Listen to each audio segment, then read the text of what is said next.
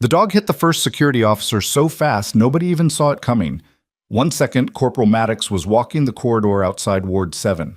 The next, he was on the floor, arm pinned under 80 pounds of Belgian Malinois, screaming for help while the animal's jaws locked around his forearm and wouldn't let go. By the time backup arrived, 2 more officers were down. Blood on the linoleum. Alarms cutting through every floor of Garrison Medical Center like a blade. Commanders were already on the radio. Contain the animal, prepare for euthanasia, sunset deadline, no exceptions. That was the moment Evelyn Hart walked through the side entrance, still pulling on her badge lanyard, coffee in one hand, and stopped cold in the middle of the hallway. She looked at the dog. The dog looked at her. And something passed between them that nobody else in that building could explain. If this story already has you leaning forward, stay with me. Follow along, hit like, and drop a comment telling me what city you're watching from. I want to see exactly how far this story travels. Evelyn was 29 years old and had worked the emergency wing at Garrison Medical Center for 14 months. To most of the staff, she was exactly what she appeared to be. A competent ER nurse with efficient hands, a flat affect during crisis, and a tendency to eat lunch alone near the stairwell exit rather than in the break room with everyone else. She was polite when she needed to be. She was fast. She didn't gossip. She didn't complain much. She filed her paperwork on time and never asked for overtime she hadn't earned. Nobody asked why a 29-year-old ER nurse with her skill set had chosen a military hospital in Kellers Ridge, Virginia, over any of the large civilian trauma centers that would have snatched her up. Nobody asked what she'd done in the 4 years between her nursing license and her application to Garrison. Her file had a gap in it, a clean, deliberate gap, the kind that certain government departments knew how to create, and HR had processed her paperwork without a single follow-up question. The morning it all started, she had been running 11 minutes behind schedule because her car had refused to start in the parking lot, and she'd had to borrow jumper cables from a man who worked maintenance on the base's west perimeter. She was supposed to brief the incoming day shift at 6:45. It was 6:52 when she badged in through the side entrance and heard the alarms. Her first instinct, not the trained one, the human one, was to stop moving and assess. That's what the alarm always demanded. Tell me what's happening before you run into it. She stood in the corridor junction with her coffee going cold in her hand and listened. Not to the alarm itself, to the sounds underneath it. Boots on stairs. Radio chatter clipped and high, the specific cadence of people who were scared but trying not to sound like it. And underneath all of it, something she hadn't heard in years. A dog. Working. She followed it. The corridor outside Ward 7 looked like a scene she'd walked through before. In a different country, in a different uniform. And she filed that comparison away immediately and refused to let it surface. Corporal Maddox was already on a gurney being wheeled toward the trauma bay by 2 medics who looked pale under their composure. 2 other security officers stood in the hallway with their backs against the wall, one gripping his wrist, both watching the far end of the corridor where the dog had retreated. It was a Belgian Malinois, male, working dog build, with a military-issue harness that had seen real mileage. He was standing his ground at the entrance to the hallway that branched left toward the restricted storage units in the building's northeast mechanical wing.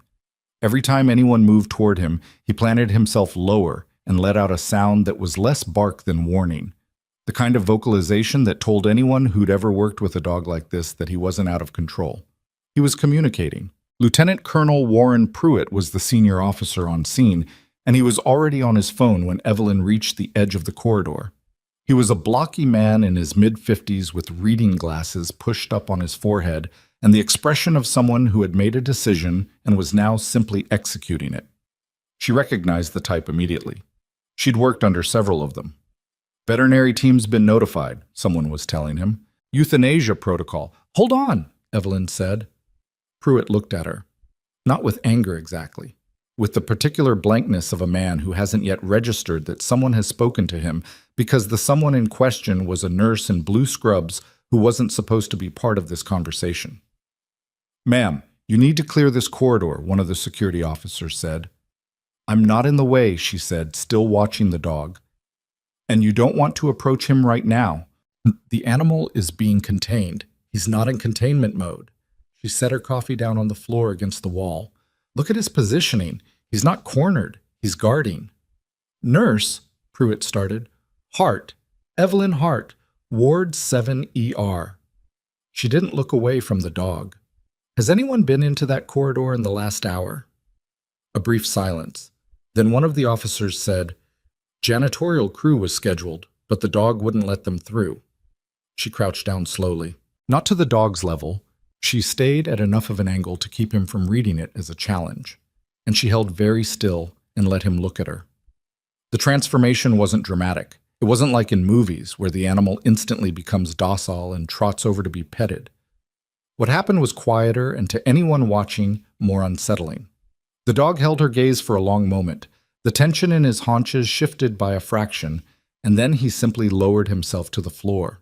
He kept his eyes on her. He kept his body between her and the corridor behind him. But the aggressive posturing dropped out of him like a held breath finally released. "Don't touch him," she said quietly to the room. "He's trying to save someone." Pruitt stared at her. "What did you just say?" "He's not attacking. He's alerting." She straightened up slowly. "Something's wrong down that corridor, and he knows it. Whatever's in there, he found it, and he's been trying to keep people away from it since at least—" She glanced at the blood smears on the floor, the positioning of the scrape marks where the first officer had gone down, "since at least 45 minutes ago."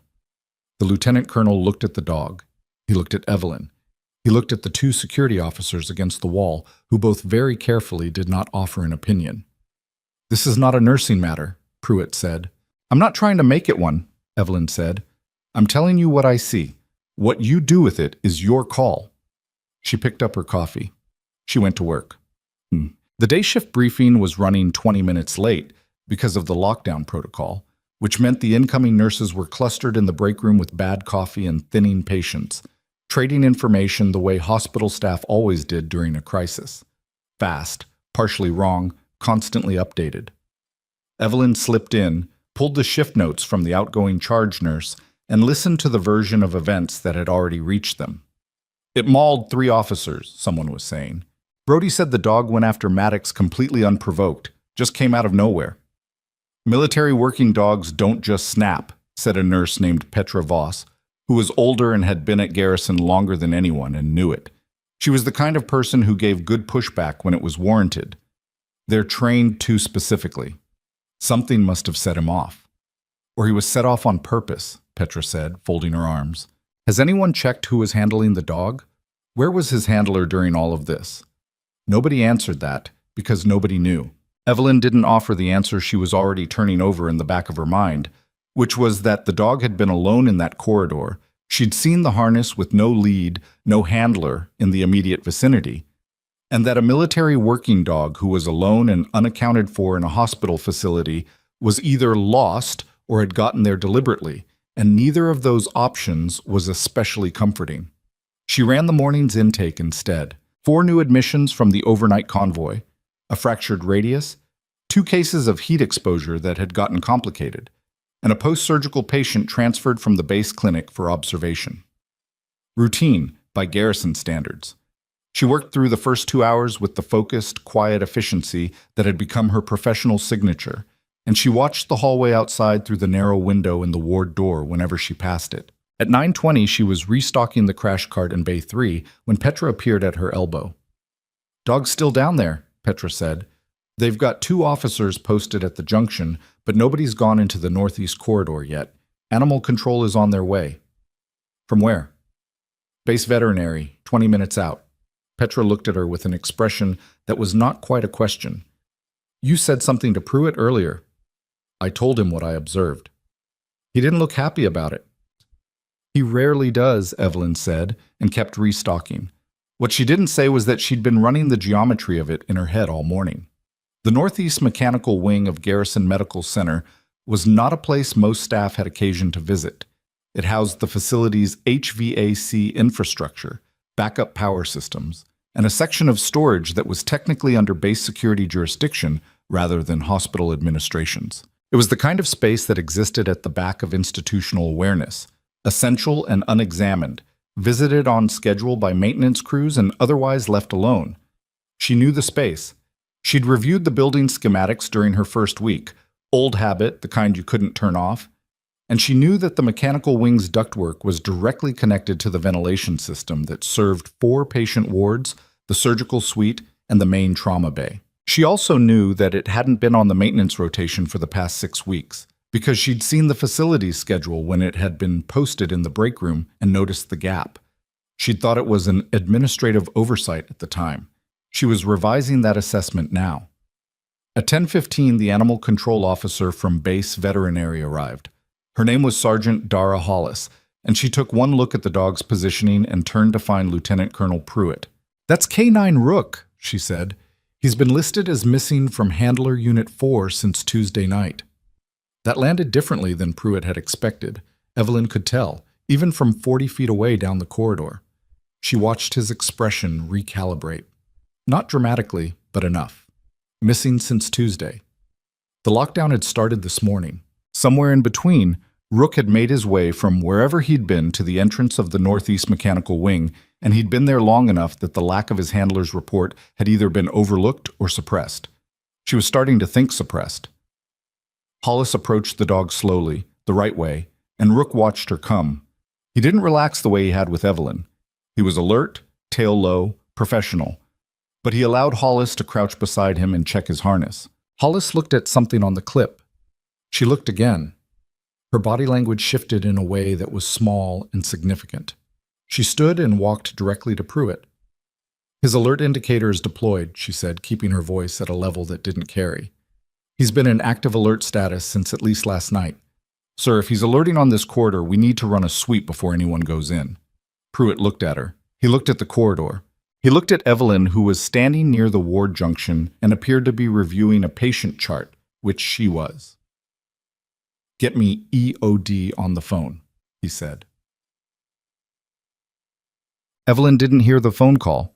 She heard the outcome of it 40 minutes later, when the corridor outside Ward 7 went from 2 officers to 6, and the Northeast Mechanical Wing access doors were sealed with red tape and a posted guard, and a message went out over the facility intercom about a maintenance closure in section C7 through C11 that the announcement described as routine. Nothing about it was routine. She knew what an EOD call-out looked like, even when it was dressed up as something else. She'd seen it overseas twice, once before an incident and once after, and the particular quality of controlled movement, of people who knew something and were managing the information very carefully, was the same in both cases. She finished her shift work. She checked her patients. She administered a medication adjustment on the post-surgical transfer and updated the chart. She did all of this with complete, unhurried focus, because that was how she'd been trained, and because the alternative, pulling at this thread loudly, making herself visible to the wrong people, was not how you survived. It was not how you helped. At 11:40, she was in the hallway outside the medication room when a man she didn't recognize came around the corner moving too fast. He was in a maintenance uniform, navy coveralls, base facility patch on the chest. But the way he was moving was wrong. Not the stride of a man who was late to a job, the stride of a man who had somewhere to be and was very invested in not being seen on the way there. He clocked her. She saw it. The fractional pause, the recalibration, the decision to keep moving rather than stop or reroute. She stepped sideways to let him pass. She read the ID badge on his chest as he went by. The name was DeLuca, and the photo was a white male, mid-40s, with a base access classification that she had seen before in environments where certain classifications meant certain things. She went into the medication room, counted out the dispensed doses she'd already logged, and from memory reconstructed exactly which access points he could reach from that corridor that would get him to the Northeast Wing without passing the posted guard. There were 2. Both involved stairwells that weren't currently under the cordon. She finished her count. She walked to the nurse's station and picked up the desk phone and called the Ward 7 charge line, which routed to the on-duty security office. The duty officer who picked up was a young specialist who sounded overwhelmed. "This is Nurse Hart in Ward 7, she said. "I need to report an individual moving through the C corridor on the 2nd floor. Navy maintenance coveralls, name badge reads DeLuca, base classification," she gave it, heading toward the B stairwell. "I'd like someone to verify his work order for today." "Ma'am, we're in the middle of a—" "I know what you're in the middle of," she said. "I'm telling you where he was at 11:42. What you do with that is up to you. She hung up. She went back to work. At 12:15, Lieutenant Colonel Pruitt appeared in the Ward 7 entrance and looked directly at her across the nursing station. He didn't say anything for a moment. She looked up from the chart she was annotating and waited. "The individual you reported," he said. "He doesn't have a work order on file for today." "Okay," she said. "His badge is flagged as expired. Access shouldn't have cleared." "Clearance systems have gaps," she said, "especially when someone who understands the system is managing the flag." Pruitt looked at her for a moment that lasted a little longer than expected. "You have a background I'm not seeing in your file," he said. It wasn't a question. "My file is accurate," she said. "I'm a nurse." "That's not what I asked." She looked at him steadily. "What do you need from me right now, Colonel?" He was quiet for a second. Then, "The EOD team found something in the Northeast Mechanical Wing. They're bringing in additional support. Hospital Command is considering a partial evacuation of non-critical patients. How many wards are connected to that ventilation system?" He blinked. "You know the schematics." "I reviewed them when I started. That's the kind of thing you look at when you work in a building." She set the chart down. 4 wards, surgical suite, and the main trauma bay. If you evacuate partial, you'll create bottlenecks in the connector corridors at shift change. Noon shift ends at 1:30. I'm aware of the shift schedule. Then you know you have a window. She looked at the clock on the wall. 72 minutes. Pruitt's jaw tightened, the kind of tightening that happened when a person wanted to argue and couldn't immediately locate the argument. "I'll take your observation under advisement." "That's all I'm offering," she said. He left. She picked up the chart again. Her hands were completely steady. In the hallway outside, she could hear the dog. Rook had been moved to the junction nearest the B stairwell, under Hollis's supervision, and he was doing the thing again. Not barking, not aggressive, just alert and positioned and deeply, specifically focused on a point that nobody else had looked at yet. Evelyn looked at it. The B stairwell door, the access panel on the wall to its left. The slight discoloration on the floor in front of it, not dirt, she was almost certain, but a substance tracked in by boots that had been somewhere they hadn't been authorized to go. She took her phone out and photographed it from the nursing station window without moving toward it. She texted the image to the duty security line with a timestamp and a note that said, "Floor substance near B stairwell panel, C corridor junction. Not consistent with cleaning products on today's maintenance schedule. Possibly tracked." Then she went to check on her post-surgical patient because he was due for a vitals assessment and he'd been anxious all morning and she wasn't going to let either of those things go unattended. She was in his room, monitoring, quiet, methodical. When the intercom clicked and a voice said that all non-essential staff should report to the main lobby for a facility briefing. The voice was calm and specific, in the way voices were calm and specific when the people behind them were trying to prevent panic by holding theirs. The patient, whose name was Corporal Ethan Greer, and who was 23 years old and had a mother back in Ohio who called the ward phone every evening at 7, looked at Evelyn. "What's happening?" he asked. "Maintenance situation," she said. "Breathe normally. You're fine." "Your face is doing a thing." "My face is always doing something," she said. "Slow breath. Let me get a reading." She took his blood pressure, noted it, made a small adjustment to his positioning that would help with the discomfort he hadn't mentioned but that she could see in the way he was holding his shoulder. She wrote it in the chart. She was nearly out the door when Greer said, "Nurse Hart." She looked back. "You're not scared," he said. Observation, not question. "I'm focused," she said. "There's a difference."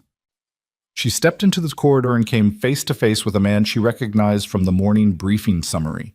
Major Directive, Base Security Officer, Senior Post, the kind of title that existed at the intersection of military and civilian oversight.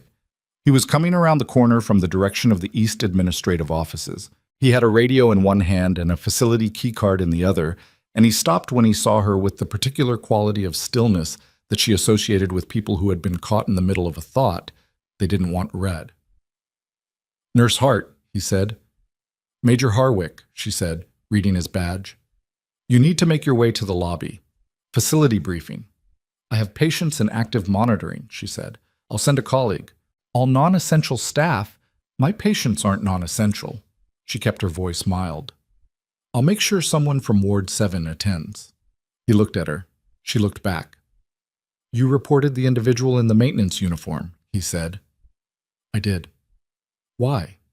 She tilted her head slightly. His badge was expired and he didn't have a work order. That seemed worth flagging.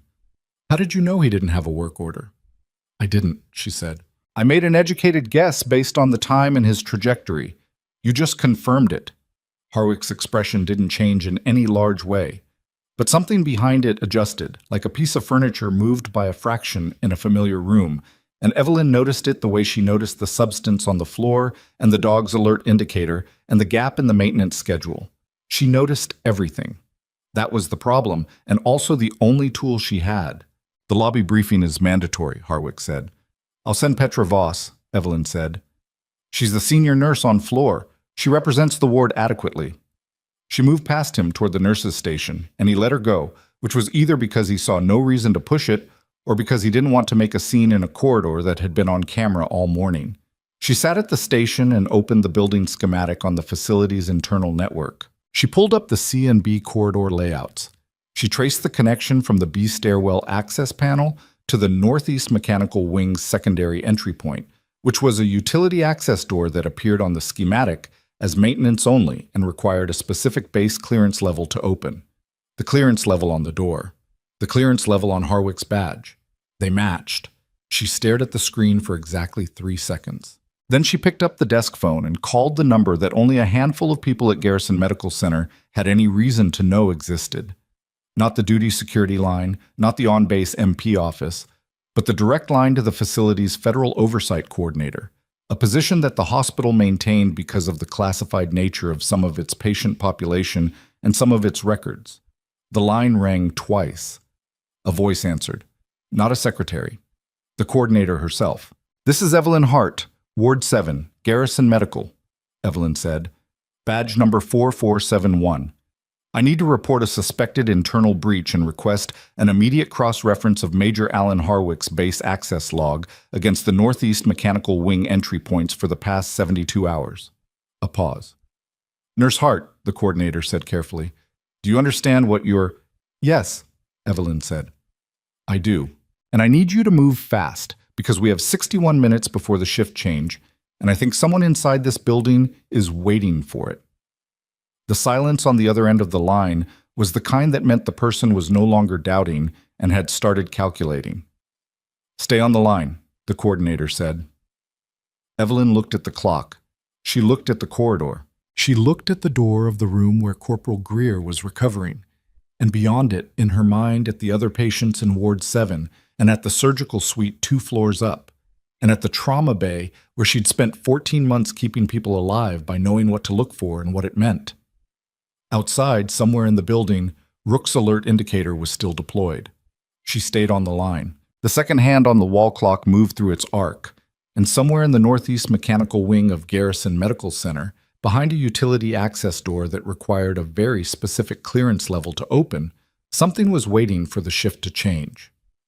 The coordinator's name was Renata Souza, and she did not waste time being surprised.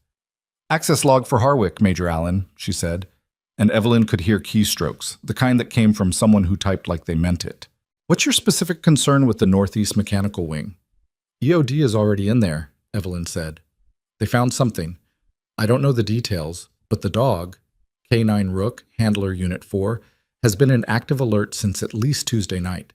He was blocking the corridor access. His handler is unaccounted for. She paused. Harwick was moving toward the B stairwell with a facility keycard approximately 18 minutes ago. He redirected me to the lobby briefing. I didn't go. And you cross-referenced his clearance level to the mechanical wing entry. On the building schematic, yes. A longer pause. More keystrokes. Then, Harwick's access log shows 3 after-hours entries to Section C11 in the past 9 days. 2 of them outside his posted duty schedule. Evelyn didn't say anything. She already knew what that meant, and she wasn't going to perform surprise for a woman who didn't need it. I'm going to need you to stay exactly where you are, Souza said. I have patience. I understand that. Stay in Ward 7. Do not engage with Harwick. Do not share this call. How long? Give me 20 minutes. Evelyn looked at the clock. You have 15. Shift change in 53. She hung up. Not because she was done listening, but because staying on a line she'd already delivered everything useful to was time she didn't have. She went to check on Mrs. Padilla in Bay 2, who had come in 2 days ago with a post-surgical infection and had a habit of pulling at her AV line when nobody was watching. She was pulling at it now. Evelyn gently repositioned the line, retaped the site, and spent 4 minutes adjusting the infusion rate to something the patient would tolerate better. She did this with her full attention because Mrs.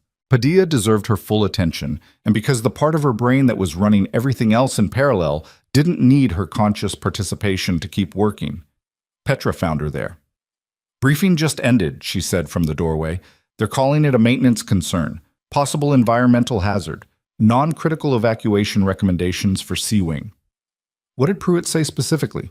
Pruitt wasn't there. Harwick ran it. Petra's voice carried the particular flatness of a woman who had been in nursing long enough to know when she was being managed. He said there was no immediate threat to personnel. He said the facility was taking precautionary measures. Did anyone ask about EOD? Petra gave her a look. In a room full of nurses and medical staff? Yes, he said it was standard protocol for the environmental concern. And they accepted that. Most of them. Petra came fully into the room now, dropping her voice. Evelyn, what's actually happening? She looked at Mrs. Padilla, who had fallen back asleep, and then at Petra.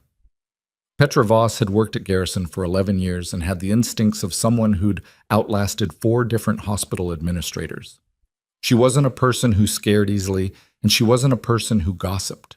She was, in Evelyn's assessment, the most situationally reliable person currently available. I need you to move the ward's ambulatory patients to the East Common Room, Evelyn said. Quietly. Give them something to do. Forms, meal trays, whatever. I need them out of the corridor-adjacent rooms without it looking like a relocation. Petra stared at her. That's not what Harwick said to... I know what Harwick said. A silence. Then Petra said, How bad? I don't know yet, but I'd rather move them for nothing than not move them for a reason. Petra looked at her for another second.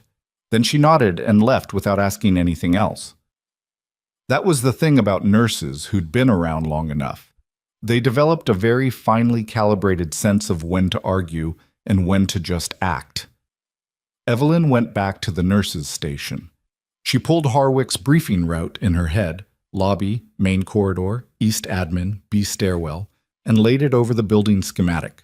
If he'd gone to the B stairwell after redirecting her, and if his access log showed 3 recent entries to C11, and if the EOD team was currently inside the Northeast Mechanical Wing working from the main access side, they were coming at it from opposite ends. She picked up the desk phone and called the duty security line again.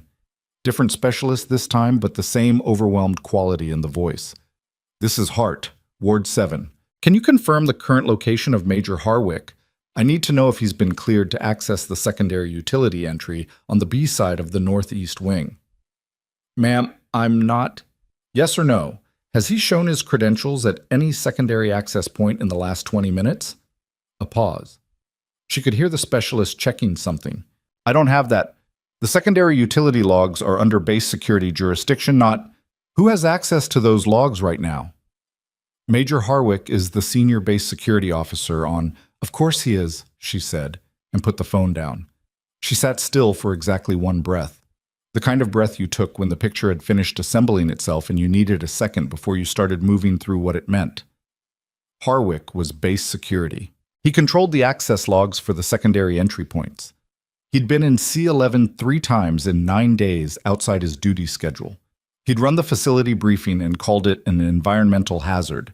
He had a key card in his hand 22 minutes ago and was heading toward a stairwell that led to the 1 entry point he could control the record of. And the EOD team was coming in from the main access side, which meant if there was someone on the secondary side they hadn't been told to expect. She was halfway to the door when Lieutenant Colonel Pruitt appeared in the Ward 7 entrance for the second time that morning, and this time he had someone with him that she hadn't seen before. Civilian clothes, federal lanyard, the particular posture of a person who was authorized to be anywhere and knew it. A woman, maybe 40, with a dark braid and a folder that she was holding closed in a way that suggested its contents were not for the hallway. "Nurse Hart," Pruitt said. "This is Agent Defoe, Federal Protective Service." "I called Renata Souza," Evelyn said. "I know. She called me." Defoe looked at her with the assessing directness of someone running a fast calculation. "You cross-reference Major Harwick's access log." "I noticed a pattern. He had the clearance and the access. The timing matches the dog's alert period. What else have you noticed?" It wasn't a small question, dressed up small. Evelyn understood that Defoe was doing in 30 seconds what she herself had taken most of the morning to do, pulling on the same threads and seeing where they terminated. "He controls the secondary access logs," Evelyn said. "He ran the briefing, kept it vague, redirected staff to the lobby. He was moving toward the B stairwell with a key card at 11:40. EOD came in from his primary side." She looked at Defoe. "If he's on the secondary side right now, they don't know he's there." Defoe turned to Pruitt. "Get me EOD's team leader on comms." "Already trying," Pruitt said, pulling out his radio. "They've been on radio silent since they found the first device." The word device went through the corridor like a current. Evelyn had been operating on the assumption, but hearing it stated changed the texture of everything. "How many?" she asked. "At least 2 confirmed," Defoe said, "possibly 3. They're working the mechanical wing from the primary access. The secondary entry—" She stopped, looked at Evelyn. "How certain are you that he went through B stairwell?" "I'm not," Evelyn said. "But it's the only route that bypasses the current cordon and gets him to the secondary utility access without showing up on the main security cameras. He knows the camera grid. He manages it." Defoe's expression did something Evelyn couldn't fully read. Not surprise, but a kind of rapid internal accounting, the face of someone who had just had a 3-hour problem compressed into a 30-second solution.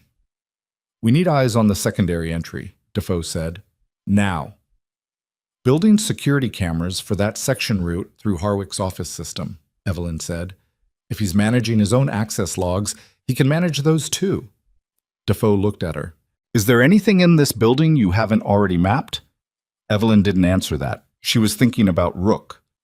Rook, who had gone from the corridor outside Ward 7 to wherever Hollis had repositioned him, who had an alert indicator that was still deployed, who had been alone in this building since at least Tuesday and had been trying with very focused, very patient animal intelligence to show them where to look.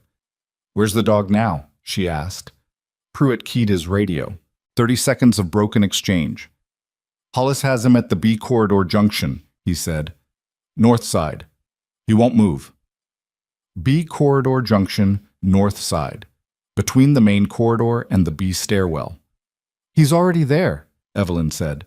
She moved before anyone said she could, which was technically not authorized and practically the only option, because nobody else in that hallway had the same confluence of information, and she was not inclined to wait for a committee to form. Defoe said, "Hart," in a tone that was half warning and half something else, and then said, "I'm right behind you," and followed.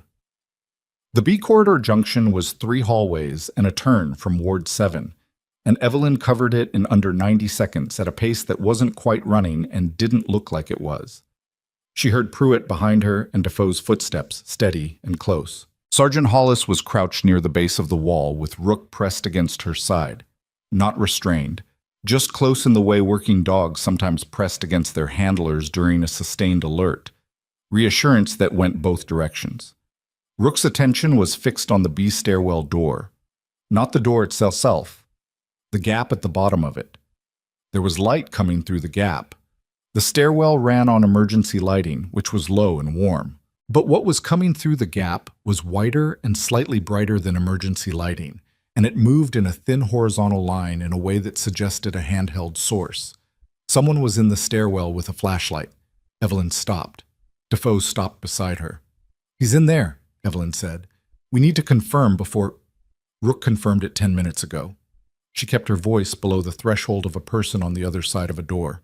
"How long until EOD can redirect to the secondary entry from their current position?" "They need to retrace and come around.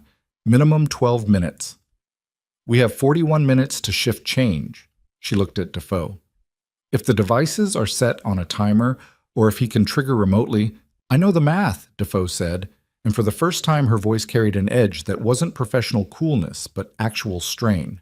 She pulled out her phone and typed something fast, and Evelyn clocked that it went to a contact that wasn't in the building. Backup. Someone already on their way, or moving faster because of this. From inside the stairwell came a sound. Not a footstep exactly. More like the careful repositioning of something. A bag, an object with weight to it, against a metal surface. The sound of someone working. Hollis looked at Evelyn. She mouthed, "What do we do?" Evelyn was about to say nothing yet. We wait for... When the stairwell door moved. Not opened, moved. A small shift inward, the kind that came from a hand pressing on the interior side, testing, checking if anyone was in the corridor. Rook's entire body went rigid. He didn't bark. He was too well trained for that. But a sound came out of him, subsonic, barely audible, that was as close to hear now this as an animal could express. Evelyn did the only thing available. She stepped to the wall. She pulled Hollis by the arm, and Hollis pulled Rook, and the three of them flattened against the wall on the hinge side of the door just as it opened. Harwick came through it. He was in his uniform, which made sense. He'd been in his uniform all morning, nobody would look twice. But he had a bag on his shoulder that hadn't been there when she'd seen him in the corridor outside Greer's room. The bag was the soft-sided military type, olive drab, and it rode heavy on his shoulder in the way bags rode when their contents were dense and compact. He looked down the corridor first. He didn't look immediately to his left, toward the hinge side, because most people didn't look there instinctively, and he was moving with enough controlled speed that the check was visual, not methodical. Defoe was 8 feet down the corridor in plain sight, and she was already speaking. Major Harwick. Her voice had the specific quality of a question that was not a question. "I'm going to need you to set that bag down." He stopped. The set of his shoulders went through a rapid, visible calculation. Not panic, something more controlled than panic. The calculation of a person who had planned for multiple outcomes. "Agent Defoe," he said, "there's a restricted area situation I've been managing." "Bag," she said. "Floor. Now." From 8 feet away, Evelyn could see his hand move toward the bag strap, not releasing it, the other direction. "Don't," she said. He found her with his eyes. The surprise crossed his face in a genuine way. He hadn't seen her against the wall, and for a moment the calculation behind his expression faltered. Not because she scared him, because she'd been exactly where she wasn't supposed to be, as she had been all morning, as she had apparently been every time he'd tried to account for where the variables were. "Nurse Hart," he said, and his voice had shifted into something almost placating. "This doesn't concern you." "You said that in the corridor 40 minutes ago," she said. "It concerned me then too." His hand was still on the strap, not releasing. She could see the tendons in his forearm. And then Rook moved. Not an attack, not the explosive violence of the morning with Maddox.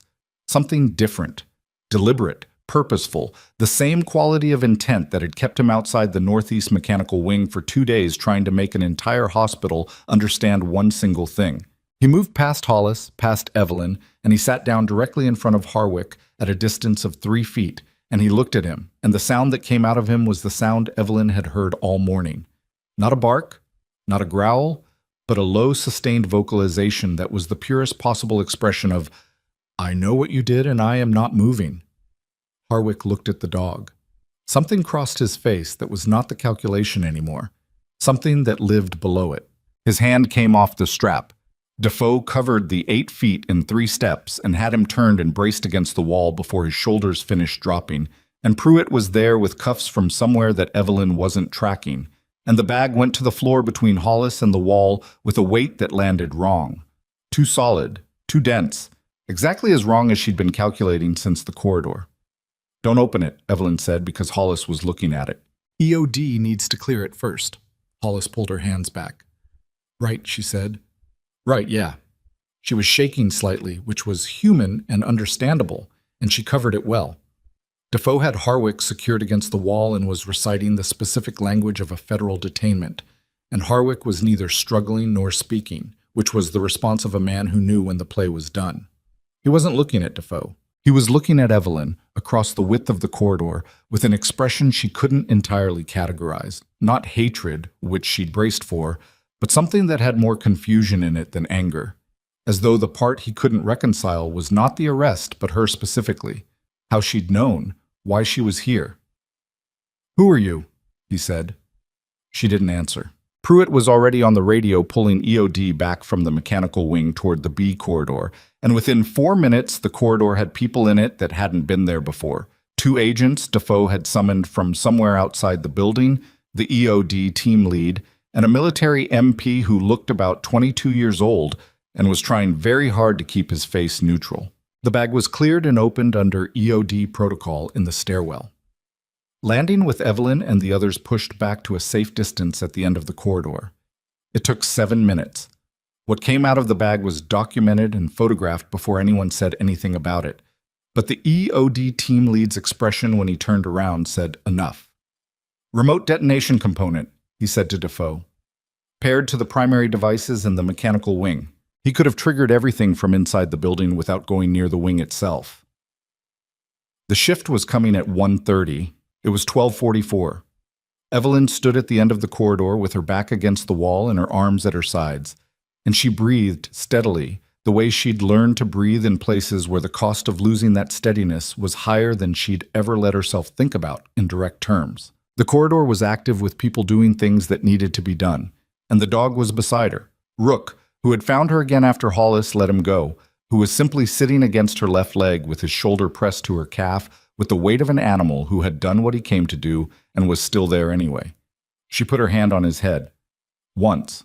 Just briefly. Defoe came back to her after Harwick had been walked out through the east corridor by 2 federal agents, and the EOD team had gone back into the mechanical wing to sweep the secondary access point.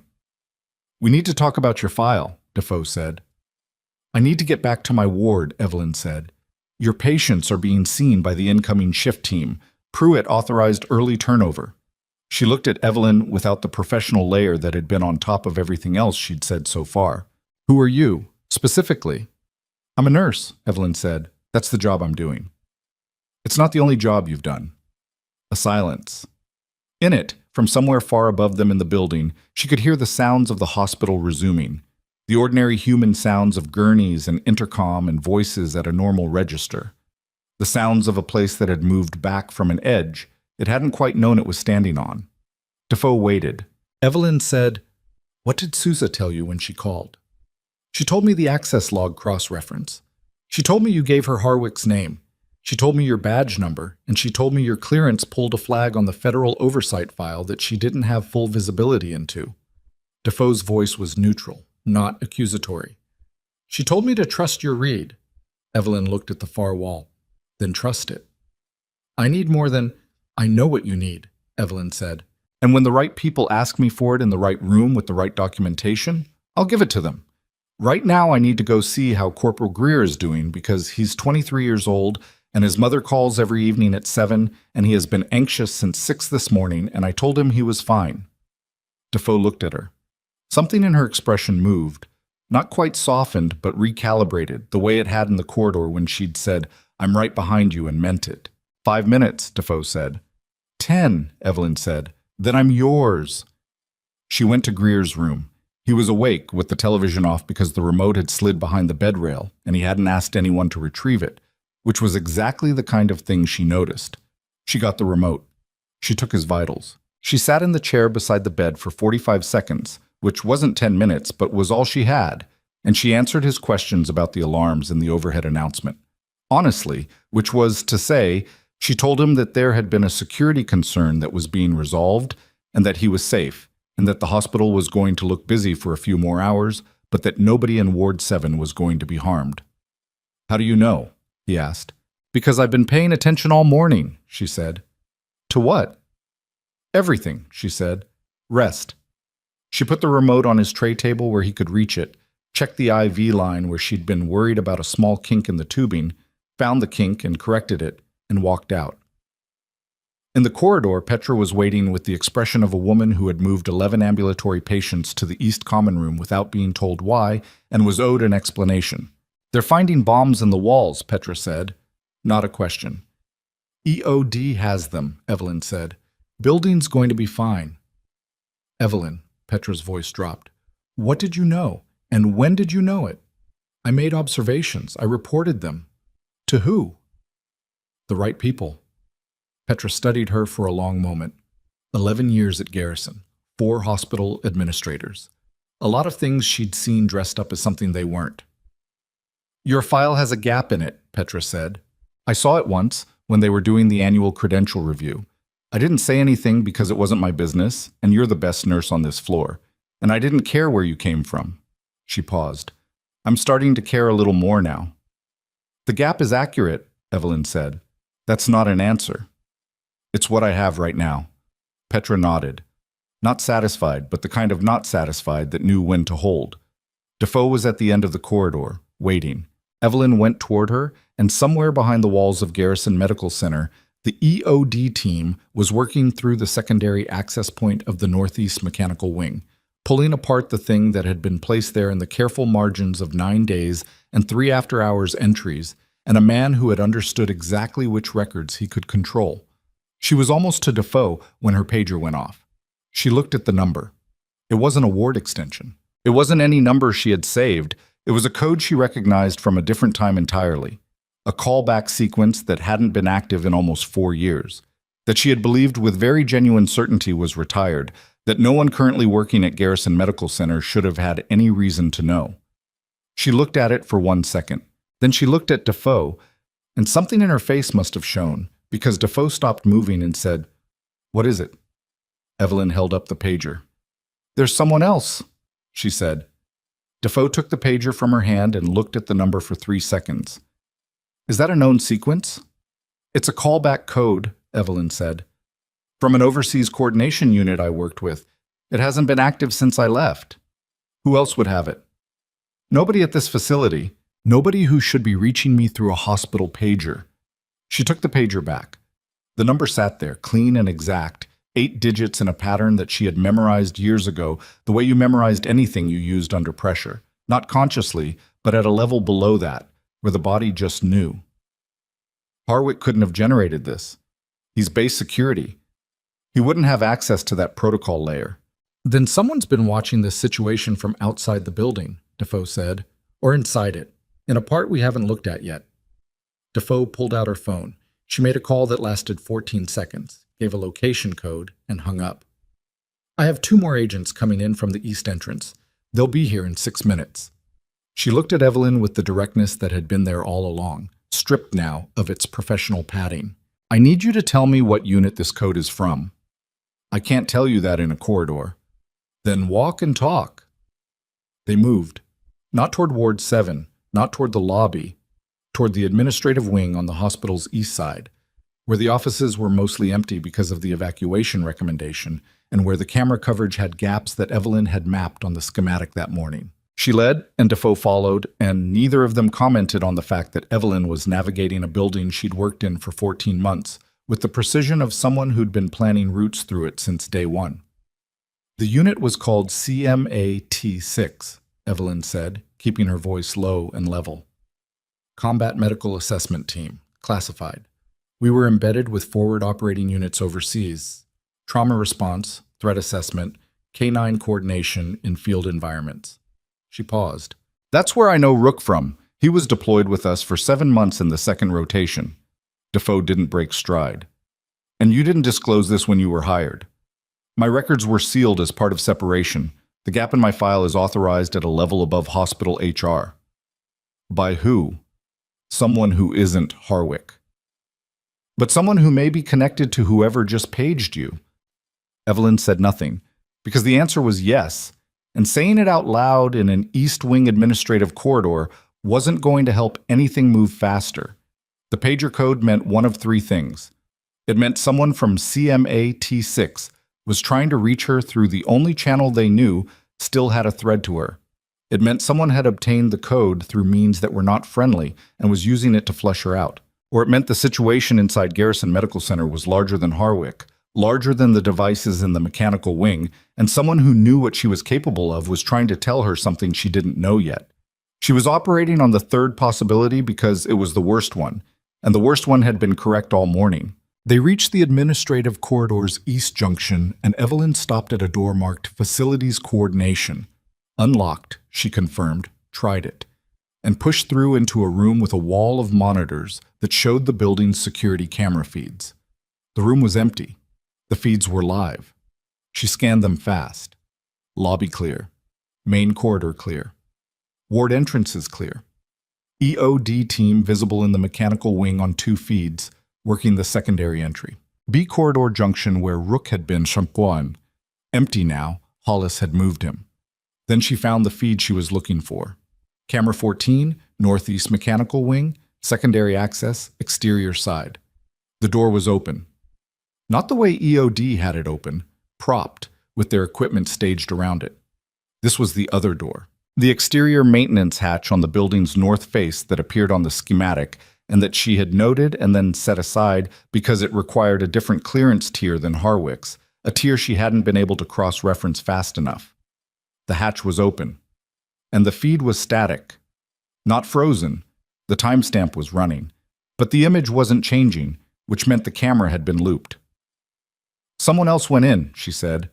Defoe was beside her looking at the same feed, through the exterior hatch, while EOD was working from the primary side, while we had Harwick in the B corridor. She looked at the timestamp on the loop. Approximately 19 minutes ago, before we had Harwick secured. Around the same time, which means whoever this is knew the arrest was coming and used it. She turned to look at Defoe. Harwick wasn't running this. He was a component. Someone else designed the access pattern. Someone who knew CMA T6 protocols. Someone who understood that a sealed federal file and a military working dog and a pager code could all be variables in the same operation. Defoe's phone buzzed. She looked at it. Her expression shifted in the specific way of someone receiving confirmation of something they'd been hoping wasn't true. EOD found a third device, she said, in the secondary access passage. It's not the same construction as the first two. Different builder. Different builder, Defoe confirmed. And it has a manual trigger component, not remote. Someone would have to be physically present to activate it. The corridor outside the mechanical wing's secondary access, the looped camera, the exterior hatch opened 19 minutes ago. Someone inside the building right now, in a section where the EOD team was working from the other direction and didn't know what was behind them. Evelyn was already at the door. Hart, EOD needs to know someone's in that passage with them, she said. They're working a device with their backs to an open hatch. That's not a position you want to be in. My agents are 6 minutes out. Your agents are 6 minutes out, and EOD's radio silence protocol means they haven't gotten the secondary breach call yet. She looked at Defoe. I know the passage layout. It's on the schematic. I know how these devices are typically constructed in field environments. And whoever is in that passage sent me a code that means they know I'm here. She held up the pager. Maybe I should answer. Defoe stared at her. The calculation running behind her eyes was fast and visible and landed somewhere that clearly cost her something to accept. You are not a federal agent. No, Evelyn said. I'm a nurse with a specific set of prior experience and 14 months of building familiarity, and the only person in this facility who the person in that passage apparently expected to find. A long beat. You do not engage, Defoe said. You locate, you relay, you pull back. Understood. If there's contact, I'll relay. Defoe handed her a radio set to the federal channel, the kind that clipped to a collar and had an earpiece. Continuous contact. You go silent. I send everyone in. Fair, Evelyn said, and clipped the radio. She took the stairwell on the east side, which was the long way but didn't cross the B corridor, and she moved at a pace that balanced speed against noise, which she'd had a lot of practice calibrating. The northeast mechanical wing's exterior access was on the building's north face, accessible from the outside through a utility corridor that ran along the building's foundation. From the inside, you reached the secondary passage through a junction that connected to the main mechanical wing, which EOD was currently occupying. She came in from the only remaining angle, a maintenance crawl corridor on the facility's north sublevel that connected to the secondary passage from below, a route that was on the schematic as a ventilation access, and that most people would have looked at and dismissed as too narrow and too low to be useful. It was narrow. It was low. It was 62 feet of crawling on a concrete surface with pipes overhead and the smell of coolant and old insulation, and she covered it in just under 4 minutes, which was not her fastest and was not her slowest. And she arrived at the junction where the crawl corridor met the secondary passage, vertical access with her uniform dirty at the knees and elbows, and her breathing controlled and her heart rate at something she could work with.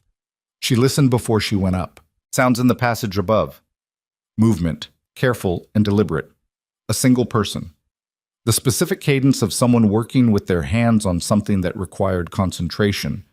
Not the broad physical work of hauling equipment, but the focused small motor attention of someone manipulating components. She keyed the radio. One individual in the secondary passage, working position, appears to be at the third device. I'm below the vertical access junction. Defoe's voice came back. Hold position. EOD team is being redirected. How long? 4 minutes minimum. They need to reverse through the primary passage. Copy. She held still. Above her, the working sounds continued. Steady, unhurried, the sounds of someone who believed they had enough time. The shift was at 1:30. It was 12:58, 32 minutes. Then the sound stopped. Complete stop. Abrupt. The kind that happened when someone heard something or sensed something and suspended all movement to assess. She had made no noise, she was certain of that, but the stop was real and it lasted, and in its silence she heard the person above her begin to move differently. Not working anymore, repositioning, moving toward the vertical access. Coming down. She pressed herself to the side wall of the crawl corridor and killed every instinct that wanted to move, because moving now would make sound and sound would confirm a location, and location was the one variable she still held. The vertical access hatch opened. She saw the boots first, military, worn in a way that meant long actual use, not garrison polish, and then legs, and the person came down into the crawl corridor and turned on a flashlight and swept it in the wrong direction first, which gave her exactly the time she needed. She grabbed the wrist of the hand holding the flashlight, redirected the arm against its natural joint movement with a short, specific pressure, and the flashlight hit the concrete floor. In the same motion, she used the momentum of the person's stumble to get their arm behind their back and their body against the wall. And she held them there with her forearm across their shoulder blades, and her weight distributed the way it had been trained into her in a hot, dusty environment a long way from Virginia. The person didn't struggle. That was the first wrong thing. The second wrong thing was the voice. Easy, he said, and the voice was familiar in a way that landed before she could process why. It's Lorca. It's Marcos Lorca. Stand down, Hart. She didn't release him. Lorca has been inactive for 3 years. Lorca was reactivated 4 months ago. A pause, and she could feel his breathing, controlled, the same training, the same calibration. Check my left breast pocket, slowly. There's a federal identification card. She kept his arm locked with one hand and reached with the other, found the pocket, pulled the card. She angled it toward the faint emergency light from the hatch above.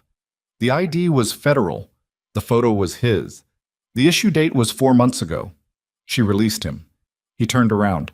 He was 41 years old and had a scar on his jaw that was new, and his hair was shorter than she remembered, and he looked at her in the dark crawl corridor of a military hospital sublevel with the expression of a man who had been in stranger situations than this one. You paged me, she said. Harwick wasn't the architect, he said. He was the access point. The actual operation was run by someone who knew this facility's security architecture from the inside. Someone with deeper clearance than Harwick. He looked at her steadily. Someone who knew CMAT-6 existed.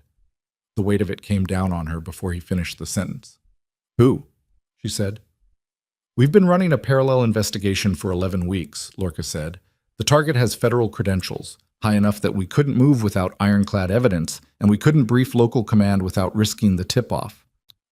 He reached into his jacket and pulled out a tablet, brought up a photograph. We traced the third device's construction signature to a specific material supplier. The purchase authorization was tied to an account that runs through 3 shells but terminates with one name.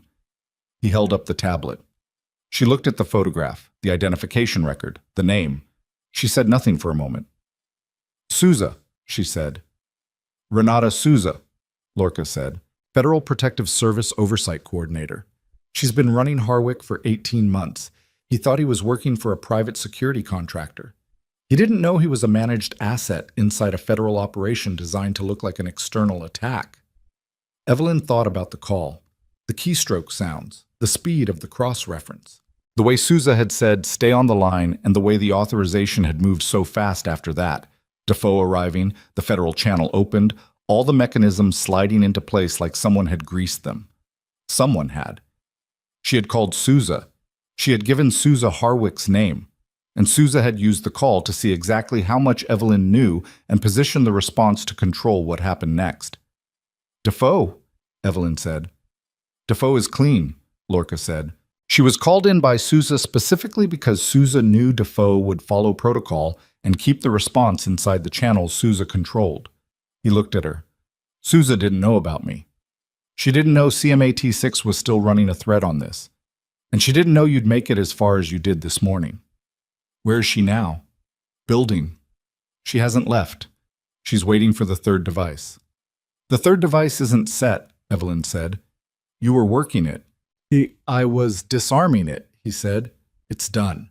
The first two are EODs, but the third device was the one that mattered. It was set to the HVAC trunk line, not the structural points. The first two would have caused damage. The third one would have put the dispersal into the ventilation," Evelyn said, "across 4 wards and the surgical suite." He nodded. "Maximum exposure, minimum structural evidence. It was designed to look like a gas event, untraceable to an explosive source without very specific forensic analysis." She put it together, and she did not let herself stop on any one part of it too long, because stopping was for later. "She needs Harwick's arrest to hold," Evelyn said. "As long as Harwick is the story, the investigation points away from her. She loses the third device, but the first two still get attributed to him. And she needs to not be in this building when EOD reports the third device's location," Lorca said. "She'll move in the next..." He checked his watch. 12 minutes. Before the shift change gives her cover, while the response is still focused on Harwick and the mechanical wing. "She'll go through the federal oversight corridor," Evelyn said. "East admin. It bypasses the security cordon. Her credentials will clear her at every checkpoint." "Which is why I paged you," Lorca said. "Because you know this building and I don't, and because you've been one step ahead of this all morning, and because..." He paused, and something moved in his expression that wasn't operational. "Because you're the only asset in this facility I trust." She looked at him. The word asset sat between them with the weight it always had, which was complicated, and she filed it. "We need Defoe," she said. "Defoe won't move on a federal oversight coordinator without hard evidence." "We have the purchase authorization. We have your 11-week file." "My file is classified. Getting it into Defoe's hands through proper channels takes time. We don't..." "Give me the tablet," Evelyn said. He handed it to her. She keyed the radio. "Defoe," she said. "I have an agent with me in the sub-level crawl. His name is Marcos Lorca, federal ID, reactivated 4 months ago. I'm sending you a photograph of his identification now." She took the photo with the radio's camera function and sent it through the federal channel.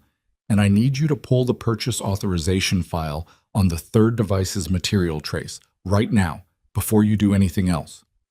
Static. Then Defoe's voice. "Hart, what agent? I didn't brief any..." "Because he's running a parallel track that wasn't briefed to this installation. Look at the purchase authorization, Defoe. Look at who signed it." A silence that lasted long enough that Evelyn counted it. 14 seconds.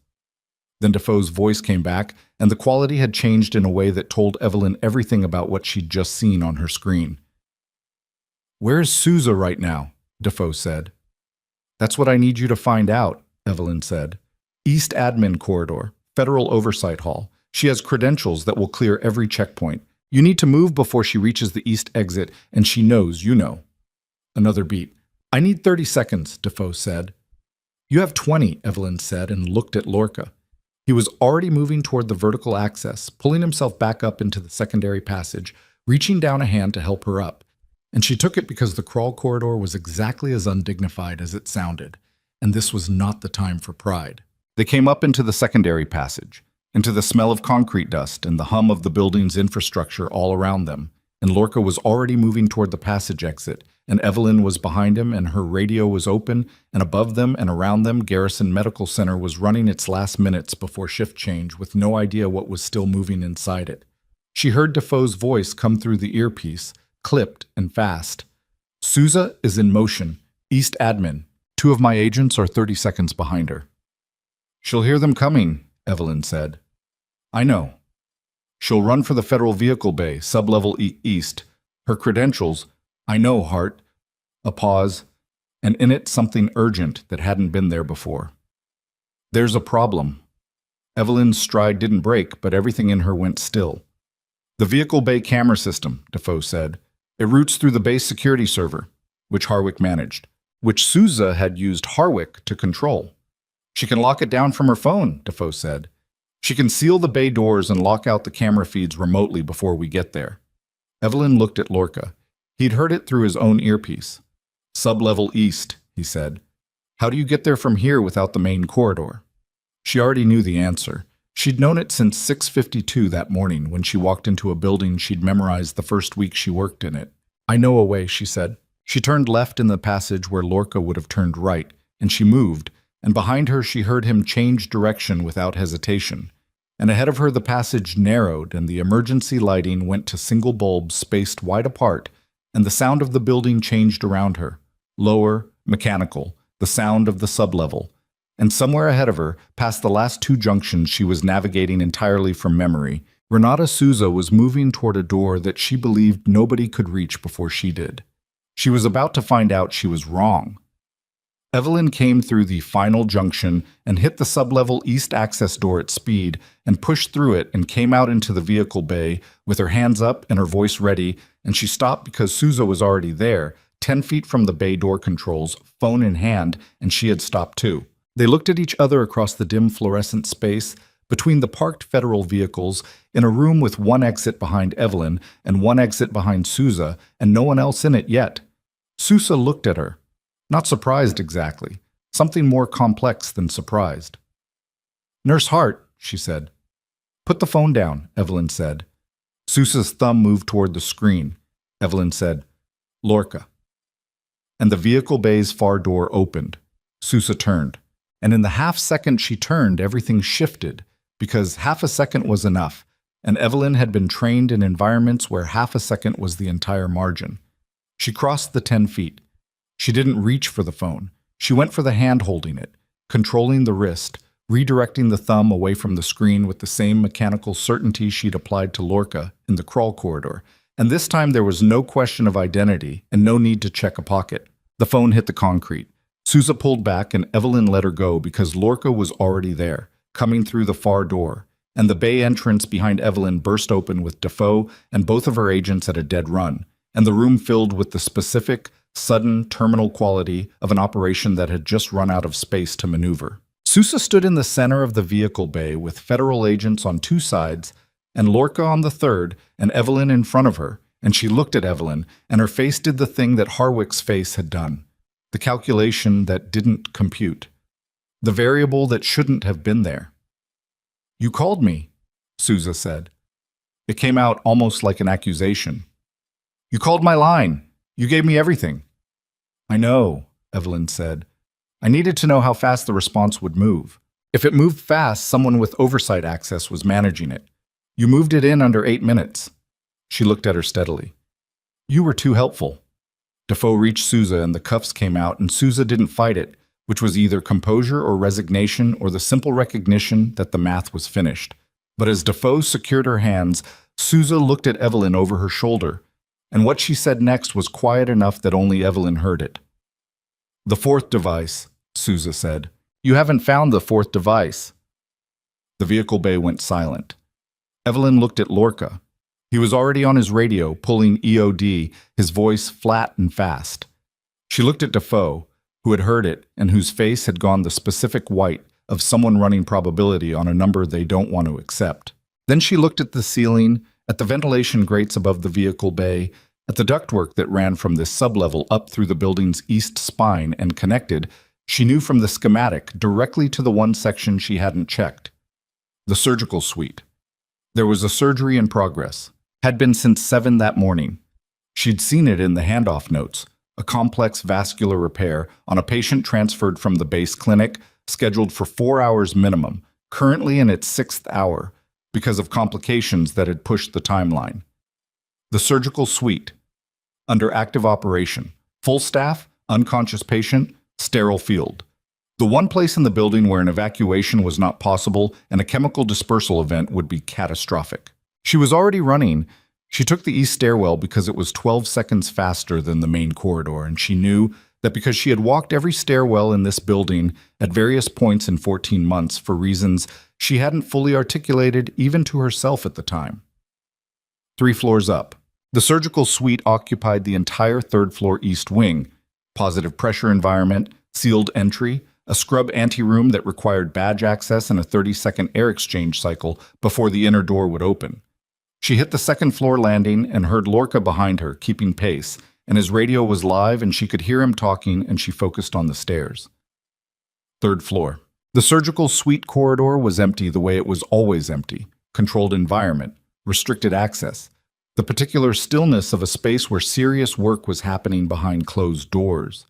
The charge light above OR2 was red, which meant active procedure. The ventilation intake for the surgical suite ran along the ceiling of the scrub anteroom and connected to the building's east duct spine, which she had last seen on the schematic as a single continuous line running from the sub-level vehicle bay through 3 floors to the suite's filtered intake.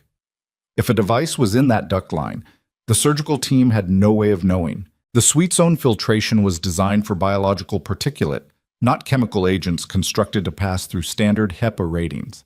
It would look like clean air until it wasn't. She badged into the scrub anteroom. The air exchange cycle started automatically. 30 seconds of pressure equalization, green light pending. She looked at the ventilation intake above her head. Standard grill cover, 8 screws, the kind of installation that took a maintenance worker approximately 4 minutes with a powered driver, or considerably less time with the right preparation. The grill was flush. Too flush, oh. She could see it from below, the way the screw head sat against the plate without the slight recessing that came from age and repainting. These screws were new, or recently reseated. Lorca, she said. He was through the anteroom door behind her, badge already out. I see it. I need EOD up here right now. They're pulling from the mechanical wing, 4 minutes minimum. The green light above the inner OR door hadn't come on. The air exchange cycle was at 17 seconds. In OR2, a surgical team was working inside a patient's chest with instruments and a sterile field, and every minute of interruption cost something that was very hard to recover. What's in the duct? She said. If it's the same construction as the 3rd device, it's not, Lorca said. The 3rd device was dispersal-based. Chemical agent, designed for ventilation delivery. If there's a 4th, Sousa said it herself, and she designed them as pairs. The 3rd was the delivery mechanism. The 4th is the detonation trigger that forces the dispersal volume up. He paused. Without the trigger, the agent disperses slowly. Detectable. Evacuation is possible. With the trigger, instantaneous overpressure through the duct line, Evelyn said. The surgical suite gets the full concentration in under 10 seconds. Yes. The air exchange hit 24 seconds. The inner door was going to open in 6. She made a decision that she would not describe afterward as confident, because it wasn't confidence exactly. It was the specific arithmetic of bad options and remaining time, which she had done before in worse places with less information, and which she was not going to pretend came naturally just because she was good at it. I need a driver, she said. Philip's head. There's a maintenance kit in the cabinet under the scrub sink. Lorca opened the cabinet, found the kit, handed it across without asking the question that was obvious, because he already knew the answer, which was that they had 4 minutes until EOD, and the device, if it existed, could be on a timer that Sousa had set from her phone before the phone hit the concrete floor of the vehicle bay. The inner OR door opened. The surgeon looked up. Doctor. Marisol Vance, Chief of Vascular Surgery, mid-50s. A woman who Evelyn had interacted with exactly 6 times in 14 months, and who had the particular focused severity of a person who spent her professional life making decisions inside open bodies. She was elbow-deep in a repair, hands occupied, and she looked at the scrub anteroom door with an expression of pure, controlled fury. "This suite is sterile," Vance said, and the fury was completely professional, which was somehow worse than personal anger. "I know," Evelyn said. "I need 90 seconds, and I need you to keep working. Do not stop." "Who are you?" "Evelyn Hart, Ward 7ER. There's a possible device in your intake duct. EOD is 4 minutes out. If I'm wrong, I apologize, and I'll scrub in properly and clean every surface in this suite myself. If I'm right, I need 90 seconds. Vance looked at her for exactly 2 seconds. Then she looked back at the open chest cavity in front of her and said, 90 seconds, and kept working. Evelyn dragged the scrub stool under the intake grill. She went up. The driver bit seated in the first screw head, and she felt immediately that the screw had been recently disturbed. The threading was clean, no resistance from paint or corrosion, and it came out fast and dropped, and she caught it against her palm and went to the second. Behind her, Lorca was on the radio with EOD, relaying the floor, the suite number, the duct access point. She could hear the OR team below her, steady, controlled, the sounds of people who were doing their work, because stopping their work had a different cost than whatever was happening in the scrub anteroom.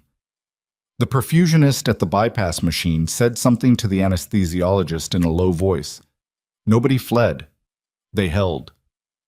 Fourth screw. The grill came loose, and she caught it before it could fall and handed it down to Lorca and looked into the duct.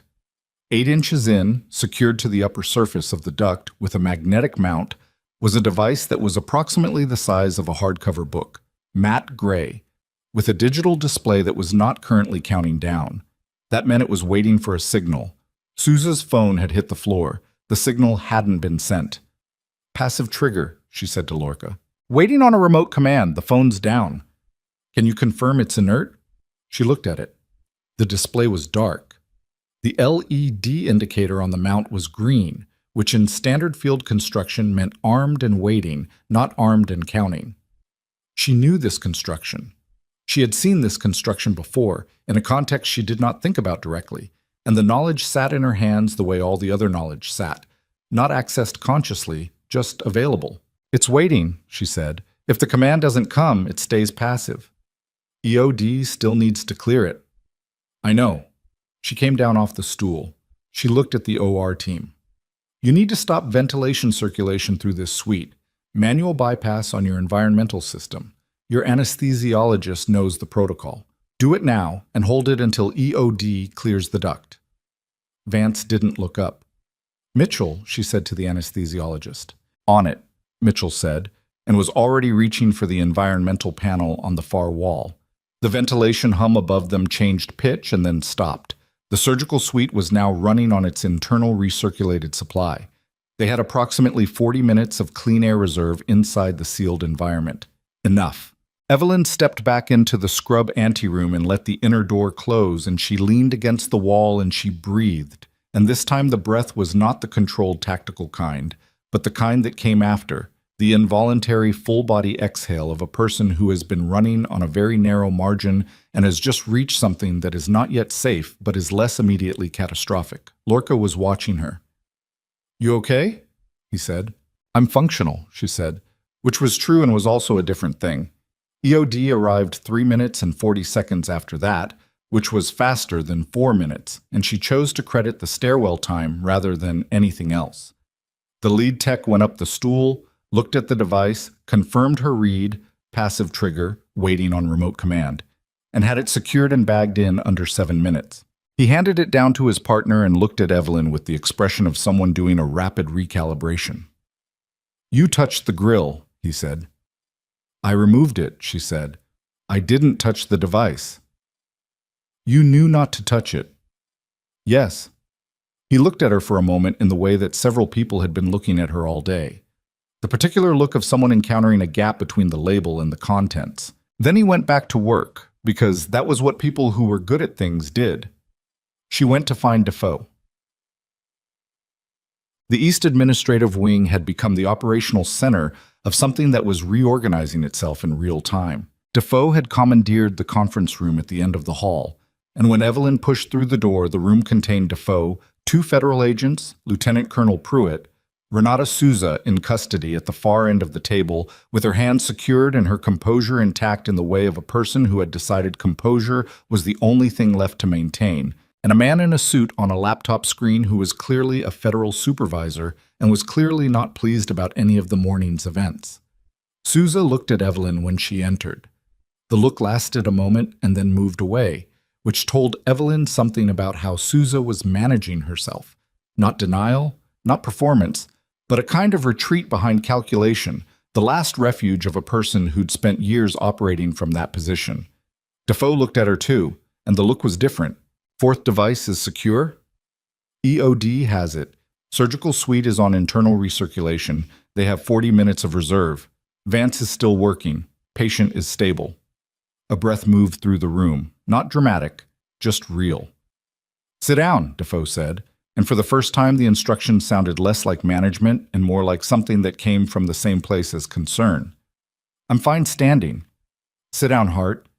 She sat. Pruitt was at the far corner of the room, looking at her with the expression of a man who was assembling a picture that was significantly larger than the frame he'd started the day with, and whose primary current emotion was something in the territory of shame, though he probably would not have named it that. The CMAT6 file, he said. Agent Defoe briefed me. Partially, Lorca said from the doorway behind Evelyn, and Pruitt's eyes went to him. The file is classified at a level above base security clearance, Lorca continued, coming into the room. What I can tell you, Colonel, is that Nurse Hart's background is documented, verified, and was sealed under federal authorization at her separation. The gap in her personnel file is not an omission. It's a record. A record of what? Pruitt said. Of someone who did things that required the record to be protected, Lorca said. For her safety, not ours. Pruitt absorbed this. He looked at Evelyn. Something crossed his face that was not comfortable and that she thought was probably appropriate. You told me this morning that the dog was alerting, he said. I treated it as a nursing observation. It was a nursing observation, she said, and a correct one. He nodded once, slowly, not an apology in the conventional sense. More like a formal acknowledgement, the kind a military officer could make when he couldn't quite bring himself to the full version of the other thing. She let it be what it was. On the laptop screen, the federal supervisor, who had introduced himself at some point before Evelyn arrived as Deputy Director Ashford, DOJ Internal Security, was speaking to Defoe in a tone that was clipped and directed and clearly had a lot of ground to cover. Sousa's chain needs to be documented from her first contact with Harwick, Ashford said. 18 months of managed access, the device procurement, the construction signatures. I want it airtight before any of this goes to the U.S. Attorney. It will be, Defoe said, and the CMAT6 connection. Someone in Sousa's access chain obtained a classified callback code. That's a federal breach of a sealed record. I want the source identified. We'll run it through Lorca's parallel file, Defoe said. He's been on Sousa for 11 weeks. He has the access chain documented back to its origin. Ashford looked at the screen for a moment, and then looked at something off-screen and then back. Who is the nurse? Evelyn said, I'm right here. A beat.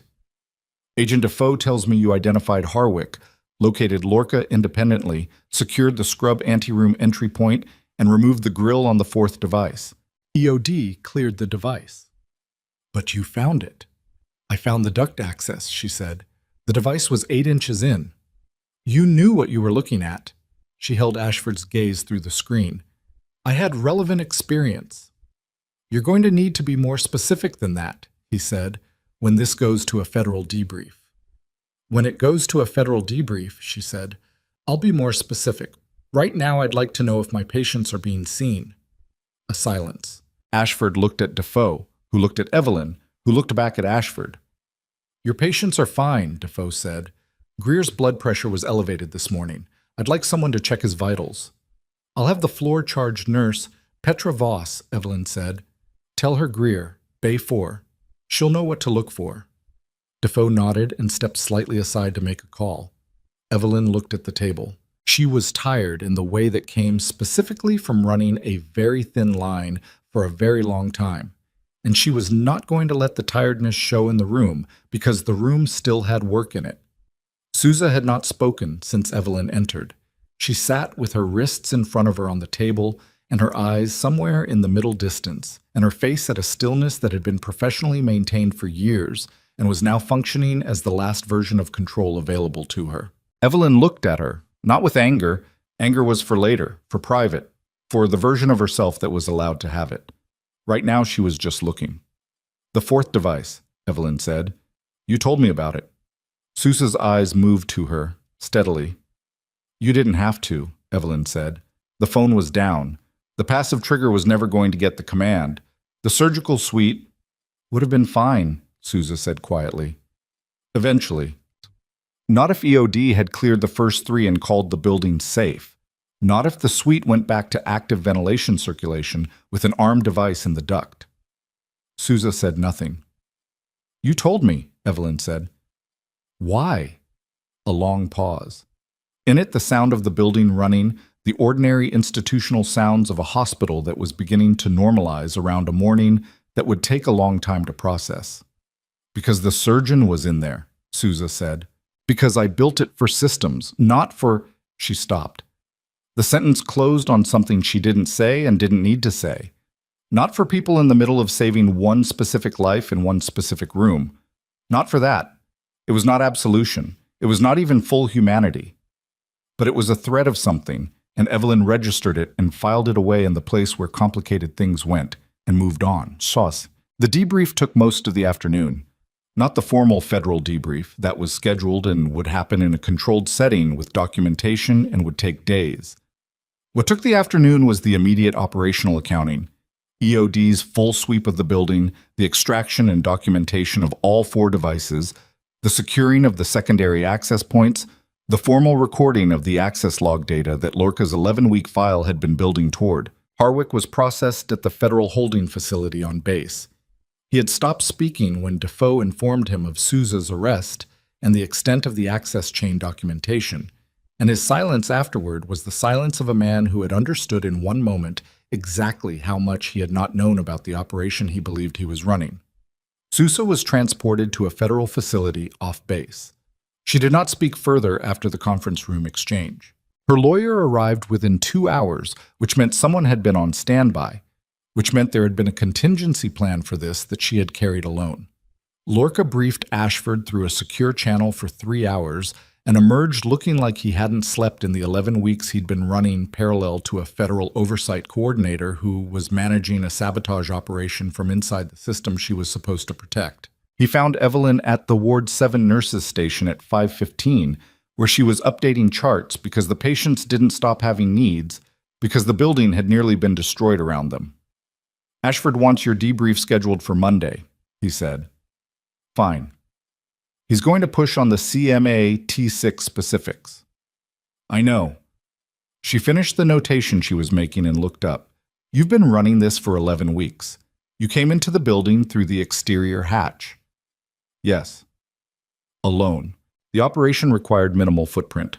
You were in the secondary duct passage alone, disarming a device, while the primary EOD team was working from the other direction and didn't know you were there." "Also, yes." She looked at him. "That's a significant professional liability, Lorca." "It's been noted," he said, "by me, internally, several times over the past 11 weeks. Something moved in his expression. "The operation had constraints. The target had access to every formal channel. There was no way to move through the system without her seeing it.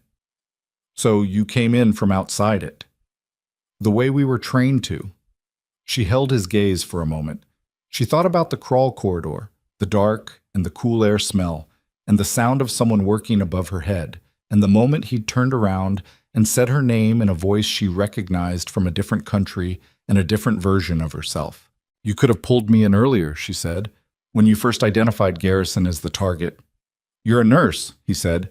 "You'd been out for 4 years. The operation didn't require—" "It clearly did," she said. He didn't argue. He looked at the nurse's station and the hallway beyond it and the door to Greer's room, which was closed, and at the building around them that was still running its ordinary functions in the aftermath of something extraordinary. "You're good at this," he said. "At nursing?" "At all of it." She looked back at her chart. "I know," she said, And it wasn't arrogance. It was just the plain fact of a thing she'd had to be honest with herself about for a long time. At 6:40, Petra Voss found her in the break room eating the lunch she'd never had, which was now technically early dinner and consisted of a sandwich from the vending machine that she was consuming with the focused efficiency of someone who had not registered hunger in 8 hours and was registering it very fully now. Petra sat down across from her. She had a cup of tea and the look of someone who had processed a significant amount of information over the course of a day and was now in the stage of sitting with it. "The building is clear," Petra said. "I know. EOD signed off on it 40 minutes ago. Full sweep." "Good." Pruitt announced it to the staff. He said— Petra stopped. Started again. He said that a potential threat had been identified and neutralized through the combined efforts of federal agents and hospital personnel. He used that phrase, hospital personnel. Evelyn ate a corner of the sandwich. "He meant you," Petra said. "He meant a team of people. He looked at your ward the entire time he said it." Petra wrapped both hands around her cup. "What are you, specifically?" "I'm a nurse," Evelyn said. "Specifically and non-specifically." Evelyn looked at her. Petra Voss had been at Garrison for 11 years. She had seen things processed through official language, and she knew how the language worked and what it concealed.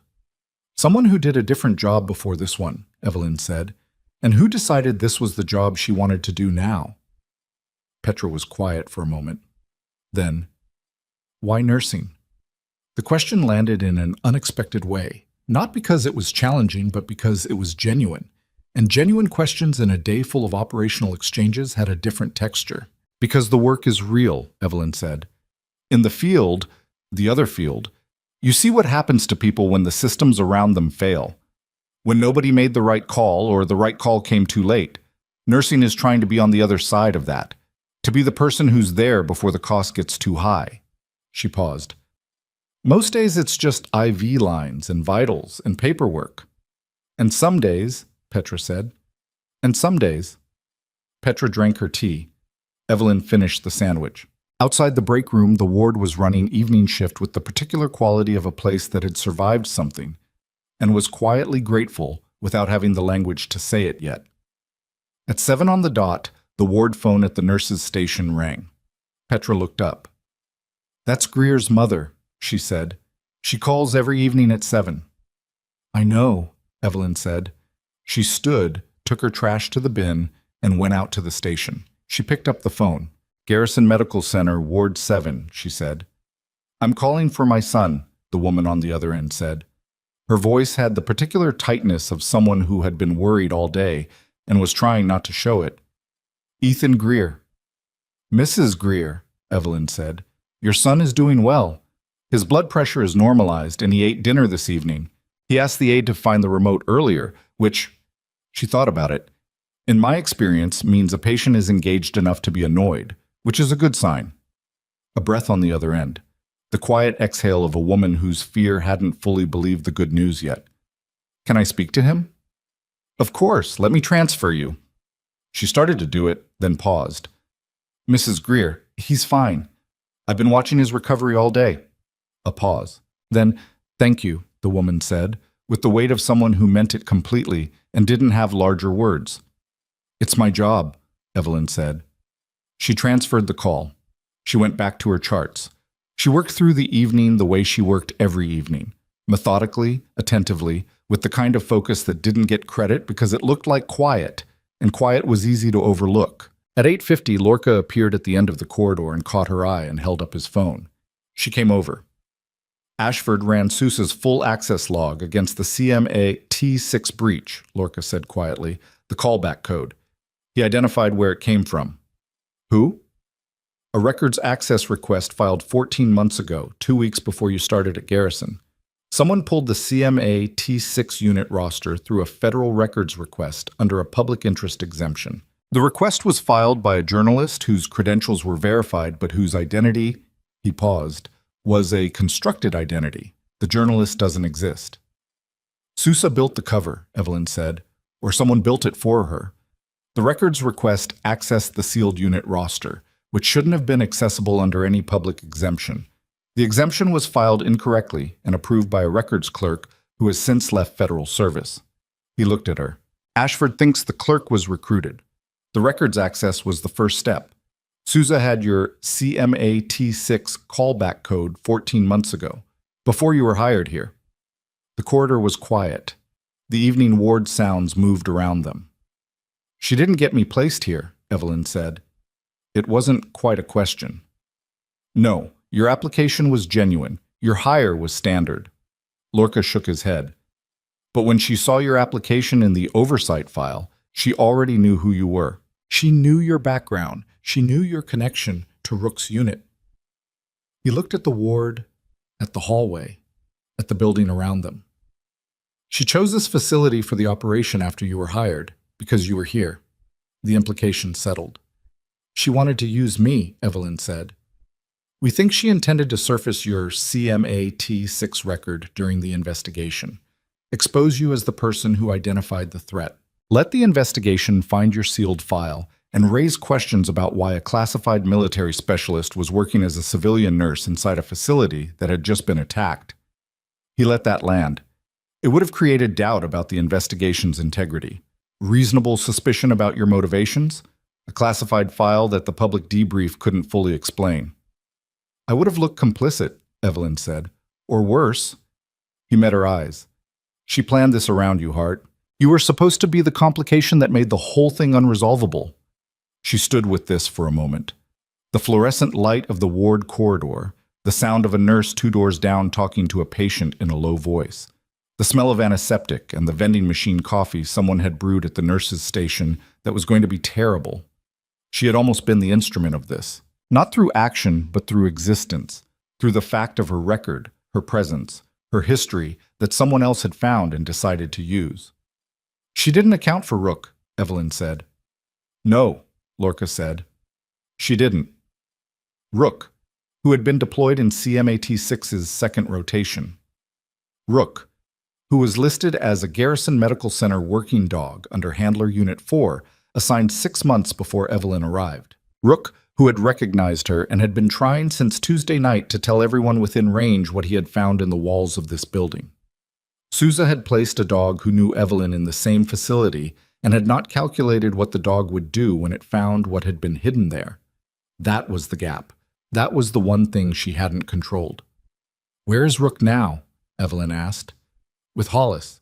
She's keeping him in the Handler unit overnight for observation. He's got some dehydration from the time alone, but he's okay. She nodded. She looked at the chart in her hand. She looked at the ward. Ashford's team is going to request full access to the CMA-T6 file, Lorca said. I know. It means your record is going to be formally reviewed in a federal proceeding. It won't stay sealed. She thought about that. 4 years of work she had not talked about, had not explained, had packaged into a clean gap in a personnel file, and set down when she walked into Garrison Medical Center with a nursing badge and decided who she was going to be now. It was going to happen eventually, she said. Does that bother you? She thought about Greer's mother on the phone, about Petra moving 11 patients to the East Common Room without asking why, about the surgeon who had said 90 seconds and kept her hands inside a patient's chest. Not the way it would have before today, she said. She went back to her station. She pulled the next chart and opened it, and she was 3 lines into the update when the intercom above the nurse's station crackled and went live. Not an alarm, not an emergency code, but the administrative channel, which almost never broadcast to the ward floors directly.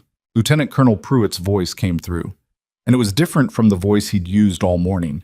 Not the voice of a man executing a decision, but something harder to manage in public. Attention Garrison Medical Center staff, he said. I'm speaking to you directly because what happened today in this facility deserves to be addressed directly. A significant threat was identified, contained, and neutralized through the actions of several individuals who went beyond what was required of them. A pause. I want to specifically acknowledge the contribution of Nurse Evelyn Hart, Ward 7, whose observations, analysis, and actions today were instrumental in the outcome for every patient and every staff member in this building.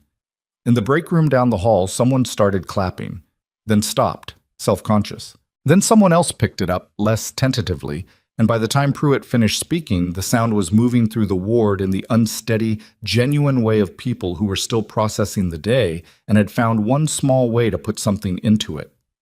Evelyn sat at the nurse's station and looked at her chart. She didn't stand. She didn't look up. She let the sound happen around her the way the day had happened around her, through her, sometimes, and over her, and because of her.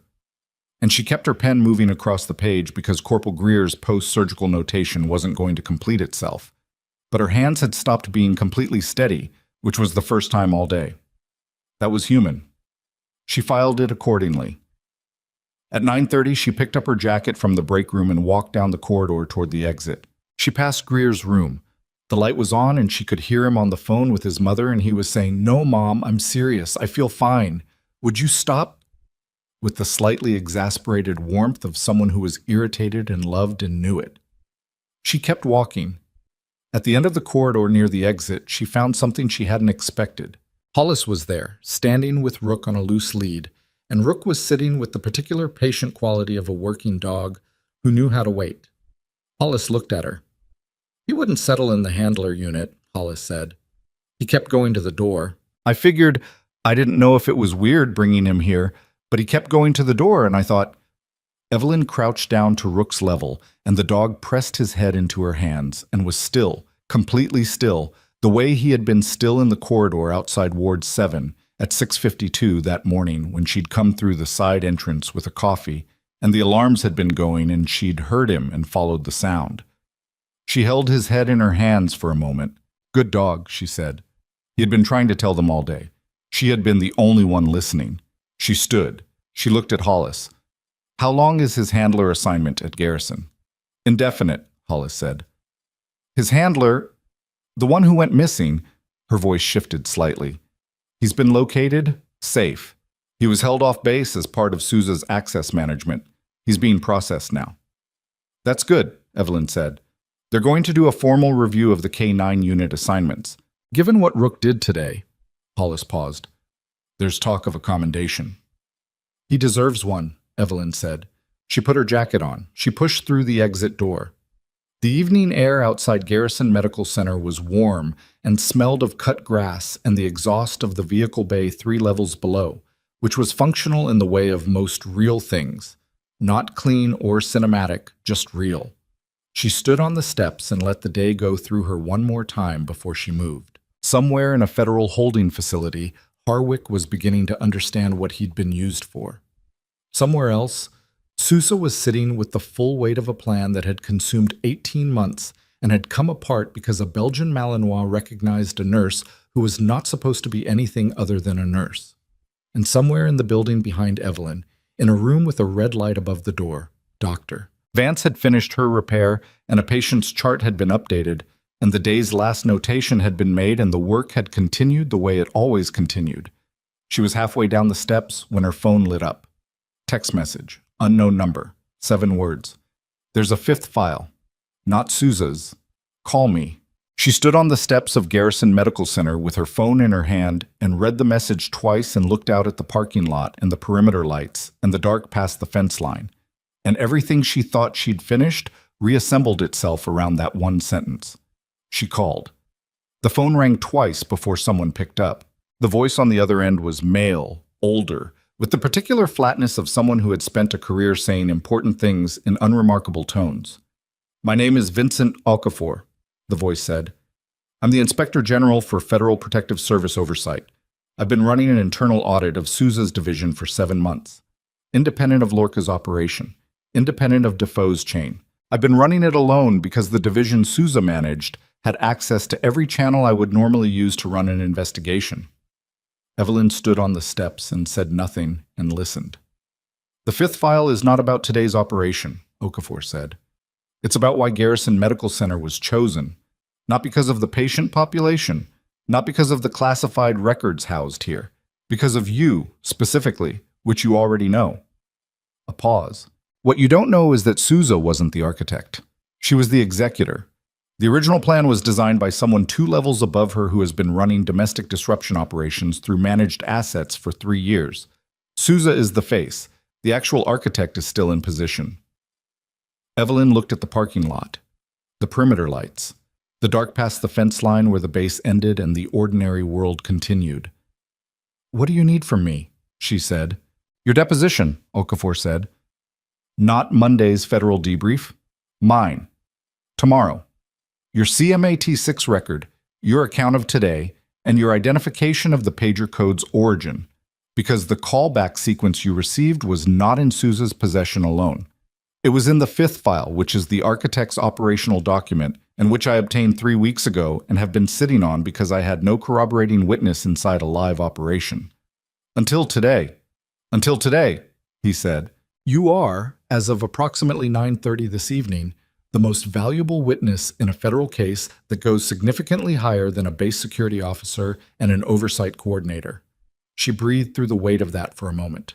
Not dramatically, just steadily, the way she breathed through things.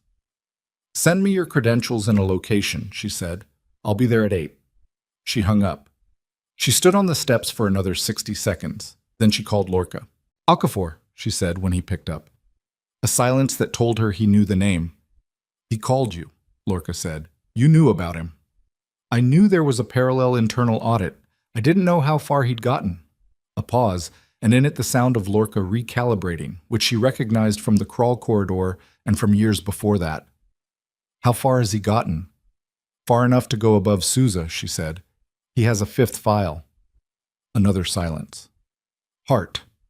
"I know. This doesn't end tomorrow." "I know that too," she said. "But it has to start somewhere, and today is where it started, so." She looked at the building behind her, the lit windows of Ward 7 on the 2nd floor. "I'll call you after Okafor." She walked to her car. The engine started on the first try, which was better than the morning. She slept 6 hours, which was not enough and was what she had. She was at Okafor's location, a federal records office 20 minutes off base, nondescript, the kind of building that was designed to be forgettable by 7:58. Okafor was exactly what his voice had suggested. 60-something, heavy in the deliberate way of someone who had been sitting in rooms full of documents for a long time, with reading glasses on a chain and a desk covered in physical files, in an era when everyone had moved to digital, which told her he was either old-fashioned or very specifically careful about what lived on networked systems. She gave him 4 hours. She walked him through everything. The morning sequence, the pager code, Lorca's identification, Sousa's vehicle bay admission, the 4th device. She gave him dates and access notations and the specific clearance tier she'd cross-referenced on the building schematic. She gave him what she knew about CMAT6 without giving him what she wasn't authorized to give. And he didn't push on the boundaries because he was an investigator who understood where boundaries came from and what it meant when someone held them cleanly. At the end, he looked at her across the desk and said, "You're aware that once this deposition is filed, the CMAT6 record becomes part of a federal proceeding?" "Yes." "Your sealed status ends." "I know." He looked at her. "Does that change anything for you? Professionally, personally?" She thought about Petra asking why nursing in the break room with tea going cold in her hands. She thought about the specific answer she'd given and the way it had felt true in a way she hadn't fully said out loud before. "My record is what it is," she said. "I'm not ashamed of it. I just stopped wanting it to be the first thing people saw when they looked at me." She paused. "That might not be possible anymore." "No," Okafor said. "It might not." "Then I'll figure out who I am inside that," she said. "I've done it before." He nodded. He filed the deposition. He shook her hand in the direct, unperformative way of a man who had been trying to get a case built for 7 months and had finally found the piece he needed, and she accepted it without ceremony because ceremony wasn't what either of them was there for. So, 16 days later, in a federal courthouse 40 miles from Keller's Ridge, a sealed indictment was unsealed. The name on it was not Sousa. It was not Harwick. It was Clifton Reed, Deputy Undersecretary for Domestic Security Infrastructure, a position that sounded bureaucratic and functioned as the kind of power that stayed invisible by hiding inside its own complexity. Reed had spent 3 years using managed assets, people like Sousa, who recruited people like Harwick, to run disruption operations against military medical facilities that housed classified patient populations and sensitive operational data. The goal, as Okafor's indictment laid it out in 47 pages, was controlled institutional failure. damage contained enough to be managed, attribution spread thin enough to be deniable, and the systematic erosion of trust in federal medical oversight as a procurement for a private security infrastructure that Reed had financial interest in replacing it with. Evelyn read about the indictment in the break room at Garrison Medical Center on a Tuesday afternoon, not from a federal briefing, from a news alert on her phone, because Okafor had managed the unsealing through a federal judge who had no connection to Reed's network, and the story hit public record before any department could get in front of it. The article named Souza. It named Harwick. It named Garrison Medical Center and the 4 devices in the attempted mass casualty event that had been prevented. It named the K-9 unit that had initiated the alert. It named, in a single paragraph near the end that had clearly been released with authorization, a federal witness whose military background had been central to the investigation's success and whose identity was protected pending the completion of proceedings. Petra read the article over her shoulder. "That's you," Petra said. "The identity is protected," Evelyn said. Evelyn. "The identity is protected, Petra." Petra looked at her for a long moment. "When were you going to tell me?" "I wasn't sure I was going to," Evelyn said honestly. "I was still working out how much of it was mine to tell." "And now?" She looked at the article. The paragraph. The single sentence that covered, in the flattest possible language, what she had done inside this building 16 days ago.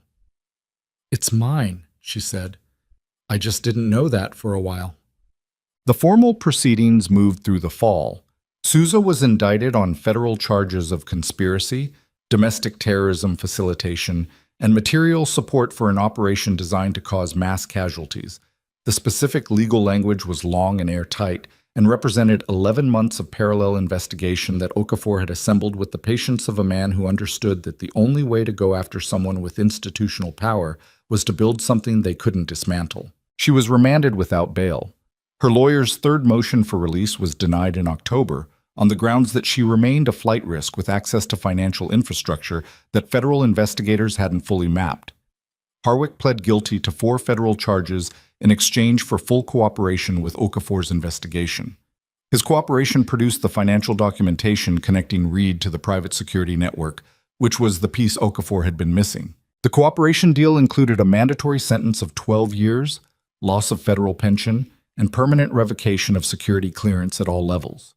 Reedy's trial was scheduled for the spring. His legal team was expensive and well-organized, and his attorneys were already arguing entrapment and manufactured evidence in the press, which was the approach of people who had run out of factual defenses and were betting on institutional fatigue. Okafor's office released a public statement that was 3 sentences long and said, in different words, "We have the documents, we have the witnesses, we will see you in court."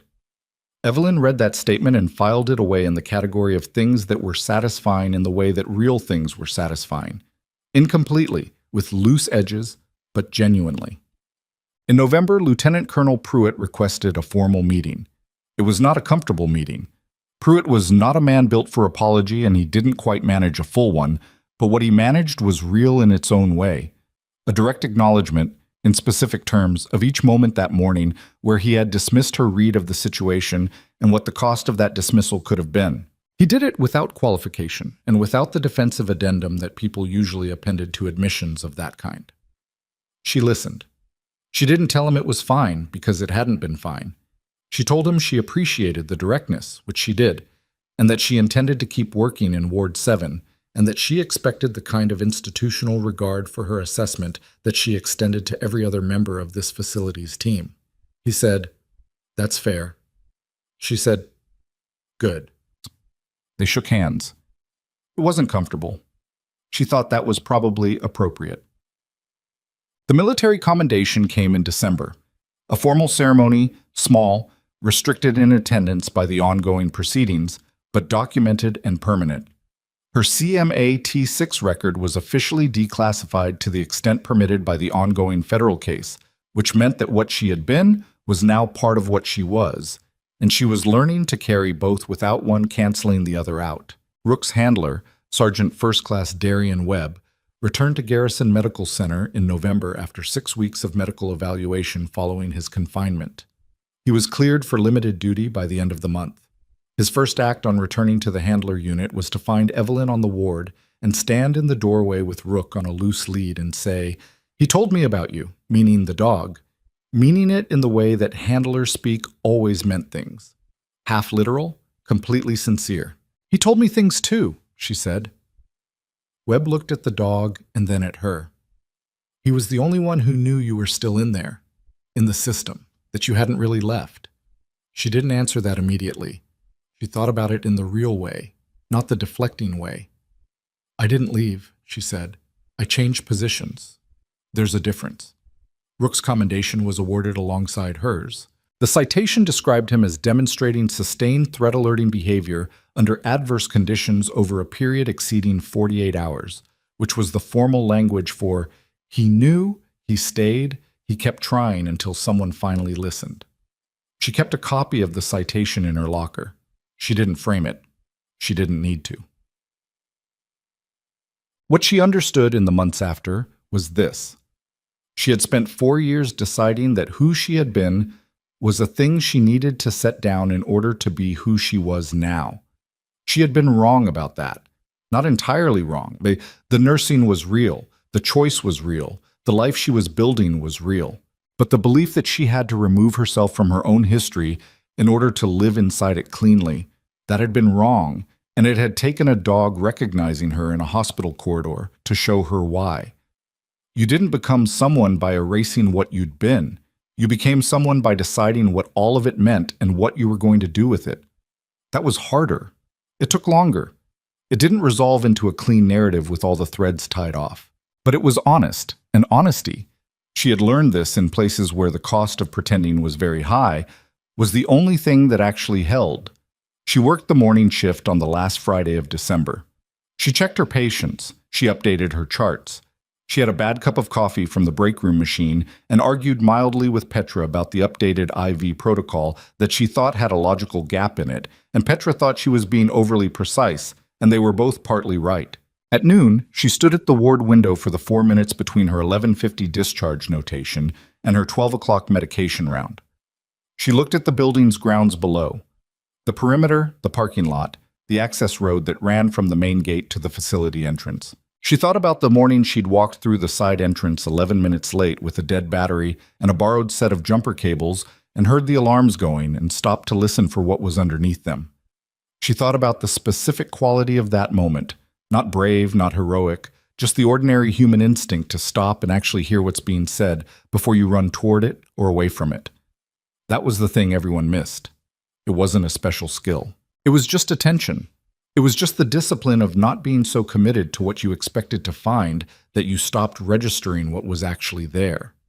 She'd been underestimated her whole career, by the officers who saw a nurse and not a specialist, by the administrators who saw a file gap and not a record, by the architect of an operation who saw a variable and not a person who would make her own choices about what to do when it mattered. None of them had been entirely wrong about who she appeared to be.